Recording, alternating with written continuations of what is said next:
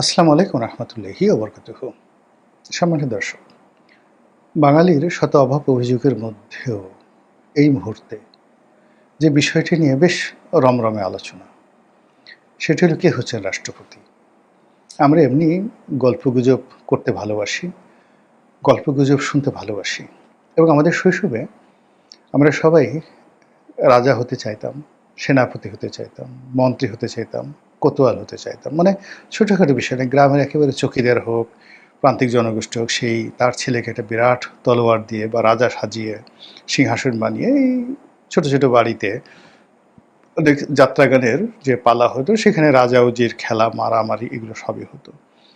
আমরা শিশুদেরকে সেই রাজাবাসাদের গল্প শোনাতাম, মন্ত্রীর ছেলে, তারপরে রাজকুমারের বন্ধু, রাজরানীর সাথে সেই কোন রাক্ষসের বিয়ে হয়। এই জিনিসগুলো আমরা ছোটোকাল থেকে শুনে আসছি। অদ্ভুত অদ্ভুত সব রূপকথা, এবং পৃথিবীতে যে রূপকথার জনক বলা হয়, তার চেয়ে এত ভালো গল্প পৃথিবীতে কেউ লিখতে পারে নাই। তিনি হলেন ডেনমার্কের হ্যান্স ক্রিশ্চিয়ান অ্যান্ডারসন। তা আমি ওনার বইগুলো পড়েছি, ওনার ভালো লেখাগুলো সবই পড়েছি। অসাধারণ গল্প। কিন্তু এই যে আমরা বাঙালির যে গল্পগুলো আমরা বলি, রাজাদেরকে নিয়ে, বাদশাদেরকে নিয়ে বিভিন্ন রকম আজগুবি গল্প, এই ধরনের গল্প যদি ওনার হাতে পড়তে, মানে একটা মহাকাব্য তৈরি হয়ে যেত, ইলিয়াড অডিসির চেয়ে বড় কিছু হয়ে যেত। কিংবা আমাদের যে বাঙালির যে সে মরে যাচ্ছে, তার অসংখ্য রোগ বালাই, কিন্তু এর মধ্যে তার রাজা দেখার খুব শখ, রানী দেখার খুব শখ। গ্রামের একটা বুড়ি, সে কোনো অবস্থাতেই হাঁটাচলা করতে পারে না, কিন্তু প্রেসিডেন্ট গেছে 70-এর দশকে, বঙ্গবন্ধু গেছেন, জিয়াউর রহমান গেছেন, বুড়ি বলছে আমি একটু রাজা দেখব। সে তার ছেলেরা অনেক, যাকে বলা হয়, তাকে পালকিতে করে বা ওই দরিদ্র হলে সেই কি বললো যে একটা চকিতে বসিয়ে তারপরে ছেলেরা তাকে কাঁধে করে এই জনসভার অনেক দূরে নিয়ে ওই দূর থেকে রাজা দেখায় নিয়ে আসতো। এই ঘটনা আমাদের দেশে ঘটে। তো ওই অভ্যাস থেকে আমরা এখনো নিজেদেরকে বাঁচাতে পারিনি। আমাদের দেশে এখন বিদ্যুৎ নেই, টাকা নেই, ব্যবসা নেই, বাণিজ্য নেই, সরকারের কোনো ভবিষ্যৎ নেই, বিরোধী দলের ভবিষ্যৎ নেই, রাজনীতিবিদদের ভবিষ্যৎ নেই, কোনো মানুষের ইমেজ নেই, নায়িকাদের কামনা নেই, বাসনা নেই, গায়িকাদের কোনো গান নেই। যারা চিত্রশিল্পী, এরকম কোনো চিত্রশিল্পী ছবি এঁকে দেবে, তারপরে আপনাদেরকে 500 টাকা দেবেন, এরকম কোনো চিত্রশিল্পীও নেই, দাতাও নেই। অর্থাৎ আমাদের শিল্প, সাহিত্য, সংস্কৃতি, অর্থনীতি সব কিছু যেখানে মুখ থুবড়ে পড়েছে। আমরা এখন নাটক দেখার জন্য যাই না, সিনেমা দেখার জন্য হলে ভিড় করি না। কোনো সিনেমার তারকা বা টেলিভিশনের তারকা, তাদেরকে দেখলে আমরা আবেগ আপ্লুত হয়ে পড়ি না, দৌড়ে যাই না। একটা মানে অটোগ্রাফের জন্য আমাদের ছেলেমেয়েরা দৌড়ে গেছে। গত 2-3 বছর আমি এরকম কোনো দৃশ্য দেখিনি। সেটা ডক্টর ইউনূস হোক, শাকিব খান হোক, সাকিব আল হাসান হোক, কিংবা আমি গোলাম মোল্লা রনি হই। কিন্তু এমন একটা সময় গেছে যে আমাদের ছেলেরা, আমি সে 2009-10 সনের কাছে বলি, বহু মানুষ দেখালে স্যার একটা অটোগ্রাফ দেন, বা অন্য প্রফেশনে যারা সেলিব্রিটি ছিল তাদেরাও অটোগ্রাফ দিতেন। এখন কাউকে সেই অটোগ্রাফ কেউ চায়ও না, দেওয়াই না। এক একটা পত্রপত্রিকা যেখানে 1 লাখ, 1.5 লাখ, 2 লাখ, 3 লাখ মানে সার্কুলেশন ছিল, সেইগুলো এখন 10,000, 12,000 সার্কুলেশনে চলে আসছে। একটা পত্রিকা, খুবই লিডিং একটা পত্রিকা, সেদিন শুনলাম মাত্র 1000 কপি ছাপা হচ্ছে। লিডিং একটা জাতীয় ন্যাশনাল পত্রিকা। এই হলো দেশের অবস্থা। ঠিক সেই সময়টাতে আমাদের দেশে জনাব শাহাবুদ্দিন চুপ্পু, তাকে কেন রাষ্ট্রপতির পদ থেকে সরানো হলো, এটা নিয়ে আমাদের ঘুম হারাম হয়ে গিয়েছিল। কারণ কি? তার সাথে শেখ হাসিনার এখন যোগাযোগ আছে? শেখ হাসিনা আসবে, এসে মানে তাকে একটা স্পেস করে দেওয়ার জন্য, শেখ হাসিনাকে স্পেস করে দেওয়ার জন্য চুপ্পু কি মার্শাল ল জারি করবে, জরুরি আইন জারি করবে? এটা কি তারেক রহমান সাহেব জেনে গেছেন? এজন্য কি তাকে সরিয়ে দেওয়া হচ্ছে? তার সঙ্গে কি সেনাবাহিনীর কোনো যোগাযোগ আছে? আরে বাবা রে বাবা! চায়ের আড্ডা থেকে যতদিন, মানে 15 দিন পর্যন্ত আমরা জেনারেল ওয়াকার, চুপ্পু, শেখ হাসিনা, এগুলো নিয়ে হায় হায় হই হই। এখন জনাব চুপ্পু ঘুরে বেড়াচ্ছেন, আমরা কেউ তার খোঁজও রাখছি না। এরপরে হলো কে হবেন রাষ্ট্রপতি? এই রাষ্ট্রপতি হবে, আমরা এই গত সেই চুপ্পু সাহেব যাওয়ার পর থেকেই একবার জনাব তারেক রহমান সাহেবের ওয়াইফের আত্মীয় আইরিন খান, তাকে রাষ্ট্রপতি বানালাম, তারপরে ডক্টর ইউনূসকে বানালাম, মেজর হাফিজকে বানালাম। তো এই রাষ্ট্রপতি বানানোর সঙ্গে সঙ্গে গয়েশ্বর বাবুকে বানালাম, মঈন খানকে বানালাম, ডক্টর খন্দকার মোশাররফ সাহেবকে বানালাম। এরকম বহু মানুষকে রাষ্ট্রপতি বানানোর পর এখন ২ জন মানুষের মধ্যে আলোচনা রয়েছে। আমরা নিজেরাই জনাব মির্জা ফখরুল ইসলামকে আলমগীরকে বিএনপির মনোনয়ন দিয়েছি। যদিও মানে বলা হয়ে থাকে বিএনপির পক্ষ থেকে যে সর্বময় ক্ষমতা সিদ্ধান্ত নেওয়ার মালিক জনাব তারেক রহমান, তার পক্ষ থেকে তার দপ্তর থেকে কেউ কোনো কথা বলেনি, কিন্তু আমরা বানিয়ে ফেলেছি যে না, মির্জা ফখরুল সাহেবই রাষ্ট্রপতি হবেন। কিন্তু মির্জা ফখরুল বলছেন না, আমি তো এই ব্যাপারে কিছুই জানি না। আর অন্যদিকে আমরা মির্জা ফখরুল সাহেব রাষ্ট্রপতি হবেন, তো তিনি রাষ্ট্রপতি হলে তার যে মন্ত্রণালয় এটা কে পাবেন, আমরা তাকেও মন্ত্রণালয় দিয়ে দিয়েছি। তারপরে তিনি তো সংসদ সদস্য, তার যে পদ সেখানে কি তার মেয়ে দাঁড়াবেন, না মেয়ের জামাই দাঁড়াবেন, নাকি তার ভাই দাঁড়াবেন, এগুলো নিয়ে আমরা ভীষণ রকম ব্যস্ত। তারপর তিনি রাষ্ট্রপতি হওয়ার পর কী করবেন, তার কাছে আমাদের এক্সপেকটেশনটা কী।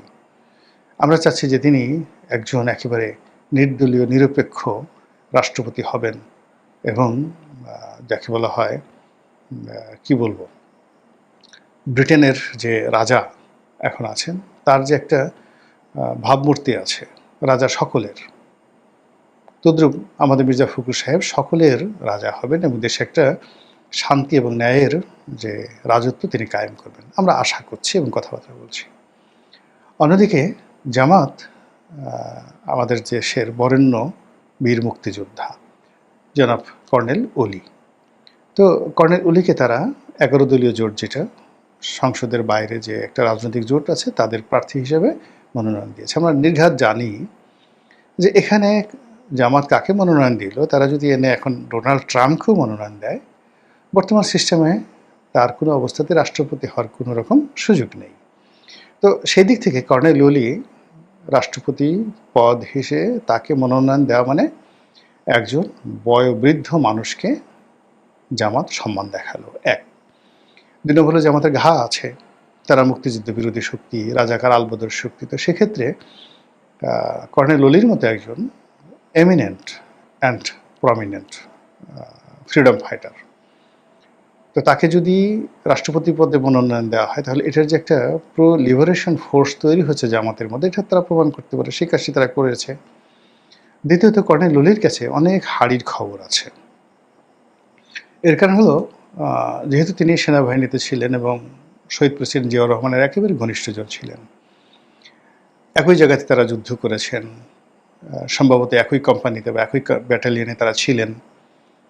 তারপরে পরবর্তীতে জিয়াউর রহমান সাহেব যখন ক্ষমতা গ্রহণ করেন, তখন তিনি তার এডিসি ছিলেন, তার সেক্রেটারি ছিলেন, মিলিটারি সেক্রেটারি ছিলেন। এরপর তিনি এমপি হয়েছেন, মন্ত্রী হয়েছেন, 6-7 বার মন্ত্রী এমপি হয়েছেন। বেগম জিয়ার সঙ্গে তার অসাধারণ একটা ব্যক্তিগত সম্পর্ক ছিল, খুব ভালো একটা সম্পর্ক ছিল এবং বিএনপির মধ্যে তিনি খুবই প্রভাবশালী ছিলেন। এখন সালাউদ্দিন সাহেব যেভাবে প্রভাবশালী, একইভাবে আগের সরকারে তিনি একেবারে যোগাযোগ মন্ত্রণালয়, বৃহত্তর যোগাযোগ মন্ত্রণালয়ের যোগাযোগ মন্ত্রী ছিলেন। এই যে যমুনা যে সেতু, এই সেতু তার হাত দিয়েই করা। তো সবাই বলি করে যে এত বর্ণাঢ্য রাজনীতি, তারপর চাকুরি, সেনাবাহিনীর কর্নেল পদের চাকুরি, মন্ত্রী, এমপি, এত কিছু করার পরও তার বিরুদ্ধে দুর্নীতির অভিযোগ আসলে এভাবে তার কর্তৃপক্ষরা তুলতে পারেনি। তার ভিতরে তার অহমিকা আছে। কেউ তাকে বলার চেষ্টা করেন যে সব ব্যাপারে তিনি ক্রেডিট নিতে চান, তিনি কাউকে সম্মান করতে চান না, সবাইকে ছোট করতে চান। এই কথাগুলো অভিযোগ রয়েছে, কিন্তু কেউ বলতে পারবে না সে যে দুর্নীতিবাজ। আর অধিকত সে যেহেতু বিএনপির সবচেয়ে দুঃসময়গুলো যখন গেছে আর বিএনপির সবচেয়ে সুসময়গুলো গেছে, এই দুটো সময়ই সে বিএনপিকে কাছের থেকে দেখেছে এবং নীতির নির্ধারণী পর্যায়ে ছিল। আবার বিএনপি থেকে সে বের হয়ে চলে এসেছে বিদ্রোহ করে। তো সব মিলিয়ে তার যে জীবন, এটা বিতর্কিত, আলোচিত, সমালোচিত, সফল, সার্থক এবং অ্যাট দ্য সেম টাইম মানে অনেকের কাছে তিনি যাকে বলা হয় একেবারে অপছন্দের মানুষ। কিন্তু তার নির্বাচনী এলাকাতে তার যথেষ্ট মানে পুরো 2টো নির্বাচনী এলাকা সংসদীয় আসনে তার কিন্তু চট্টগ্রাম, সাতকানিয়া এই যে এলাকাতে তার জনপ্রিয়তা রয়েছে। তো সেই ভদ্রলোককে মনোনয়ন দেওয়া হয়েছে। এখন তিনি তার সহজাত যে খুব স্ট্রেট ফরওয়ার্ড ওয়েতে তিনি বলেছেন যে, আমি যদি রাষ্ট্রপতি হই তাহলে দেশের সাথে বেইমানি করব না। এখন বেইমানি বলতে কি বোঝায়? তিনি যে রাষ্ট্রপতি হবেন এটা তো কর্নেল উনি ভালো করে জানেন। কিন্তু তিনি বেইমানি বলতে যেটা বোঝাচ্ছেন সেটা হলো এই রাষ্ট্রপতির পদে থেকে বা তিনি যে দলকে রিপ্রেজেন্ট করেন তারা কখনোই বাংলাদেশকে পাকিস্তানের হাতে তুলে দেবে না অথবা বাংলাদেশকে ভারতের হাতে তুলে দেবে না। দেশ বিক্রির যে একটা অভিযোগ রয়েছে সেটা তিনি করবেন না। ২ নম্বর হলো যে তিনি বলার চেষ্টা করছেন যে এখন যাদেরই নাম রাজনীতিতে এসছে তাদের সকলের মধ্যে সবচেয়ে বয়োবৃদ্ধ, সবচেয়ে যোগ্য এবং তার রয়েছে একটা ধারাবাহিক উত্তরাধিকারী, মানে ট্র্যাডিশনাল একটা উত্তরাধিকারী রয়েছে, রাজনীতির উত্তরাধিকারিতা।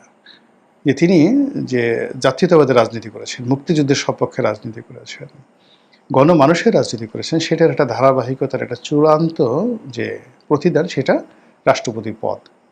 এক্ষেত্রে তার সাথে তুলনা করা যেতে পারে এরকম অন্য কেউ নাই। তিনি মির্জা ফখরুল সাহেবকে উল্লেখ করছেন না, কিন্তু তার একটা ধারণা যে রাজনীতিতে তিনি মির্জা ফখরুল সাহেবের চাইতে অনেক অনেক সিনিয়র। তো এই কথাগুলো বলছে এবং এইগুলো নিয়ে আমাদের বাংলাদেশের মানুষ আলোচনা করছে।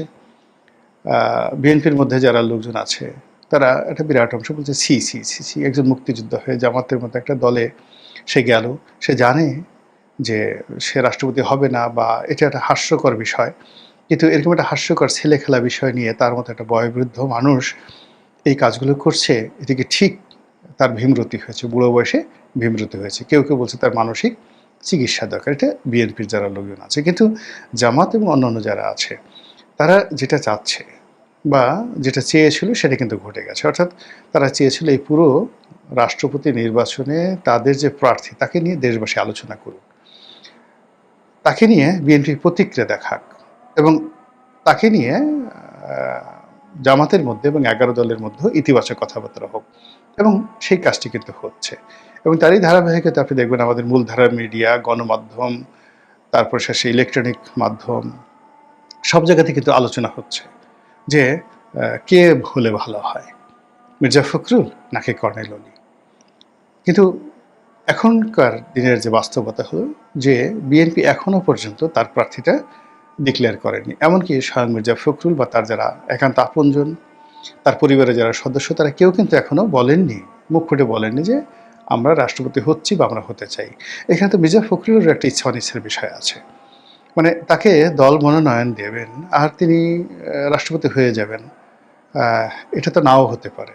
তারও তো একটা পছন্দের, তিনি বেশ কয়েকবার ইতিপূর্বে রাজনীতি থেকে অবসর গ্রহণ করার জন্য তিনি যাকে বলা হয় বেশ কয়েকবার দলের চেয়ারম্যান যিনি আছেন তারেক রহমান সাহেব তাকে তিনি বলেছেন, নেতাকর্মীদের বলেছেন, এমনকি দলের বৈঠকে তিনি প্রকাশ্যে বলেছেন যে আর না, হ্যাঁ আমি এখন সসম্মানে এই রাজনীতি থেকে বিদায় নিতে চাই, নতুন ব্লাড আসুক, নতুন যারা রাজনীতি করতে চায় তাদের হাতে এই দায়িত্ব দেওয়া হোক। এবং সেক্ষেত্রে তার মহাসচিব পদ, তার মন্ত্রী পদ, এই জিনিসগুলো মূলত মির্জা ফখরুলকে আবেগ আপ্লুত করবে বা তাকে লোভাতুর করবে, কামাতুর করবে, এটা আমি ব্যক্তিগতভাবে তার মধ্যে কখনো দেখিনি। বরং তিনি একটা সসম্মানে এখান থেকে বিদায় নেওয়ার, রিটায়ার্ড করার তিনি চেষ্টা করছেন। তো সেই অর্থে তিনি যদি রাষ্ট্রপতি হন, দল তাকে দেয়, তাহলে তার পরিণতি তো শাহাবুদ্দিন চুপ্পুর মতো হবে, ইয়াজউদ্দিন সাহেবের মতো হবে, আব্দুর রহমান বিশ্বাসের মতো হবে।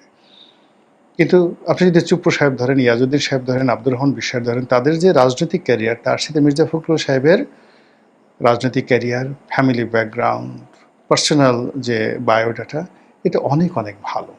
তো সেক্ষেত্রে তিনি এরকম একটা জায়গা থেকে আবদ্ধ হতে চাইবেন এই বুড়ো বয়সে, এই ব্যাপারে তার অপছন্দ থাকতে পারে। তিনিও তো বলতে পারেন যে না, আমাকে এই এখন যেখানে আছি ভালো আছি, আর যদি এখান থেকে আমাকে বাদ দিয়ে দেন অথবা আমি এখান থেকে চলে যাই, নতুন একজন সেক্রেটারি জেনারেল দেখেন, এটাও তো তার পছন্দর বিষয় হতে পারে। কিন্তু আমরা সেটা চিন্তাভাবনা না করে আমরা মনে করছি যে আমি যেভাবে লোভী, আপনি যেভাবে লোভী, পদ দিলেই তো আমাদের জিহ্বা বের হয়ে যায়, আমরা জুতো চাটতে থাকি, যে কোনো একটা পদ পাওয়ার জন্য আমরা যে কি পরিমাণ চাটুকারি করতে থাকি, তা আমাদের যে এই যে ন্যাশনাল ক্যারেক্টারিস্টিক্স হয়ে গেছে, এই ক্যারেক্টারিস্টিক্সের ভিত্তিতেই আমরা মির্জা ফখরুল সাহেবকে ধরে নিয়েছি যে তারেক রহমান সাহেব দিলেই তিনি সেটা গ্রহণ করবেন।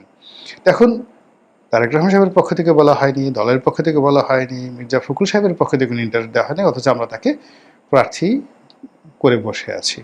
আর অন্যদিকে 0.0001%ও যার সম্ভাবনা নাই, তাকে নিয়ে জামাত, 11 দল এবং স্বয়ং প্রার্থী জনাব কর্নেল অলি সাহেব, তিনি বেশ আগ্রহ দেখাচ্ছেন, বক্তব্য দেখছেন, মুভমেন্ট করছেন, এটা আত্মবিশ্বাস দেখাচ্ছেন যে যদি ফেয়ার ইলেকশন হয়, সবাইকে যদি ভোট দেওয়ার সুযোগ দেওয়া হয়, তাহলে সরকার দলেরও অনেক লোক হয়তো তাকে ভোট দেবে। পুরো বিষয় নিয়ে, রাষ্ট্রপতির এই বিষয়টা নিয়ে আপনার কাছে এই যে আমাদের যে ইলিউশন, ন্যাশনাল ইলিউশন, এটা কোন পর্যায়ে আছে একটু ভেবে দেখুন। আমাদের কি এই চরিত্র থেকে বের হয়ে আসা উচিত? রিয়েলিটিতে আমাদের কি ফিরে আসা উচিত? অপ্রয়োজনীয় বিষয়াদি না নিয়ে, মানে আলোচনা না করে আমরা প্রয়োজনীয় বিষয়াদি নিয়ে নিজেদেরকে ব্যস্ত রাখা উচিত। এই বিষয়গুলো কি ভাববার সময় আসছে কিনা ভাবতে থাকুন। আর আগামীতে অন্য কোনো ভালো ভিডিও নিয়ে হয়তো আপনাদের সঙ্গে দেখা হবে। আসসালামু আলাইকুম ওয়া রাহমাতুল্লাহি ওয়া বারাকাতুহু।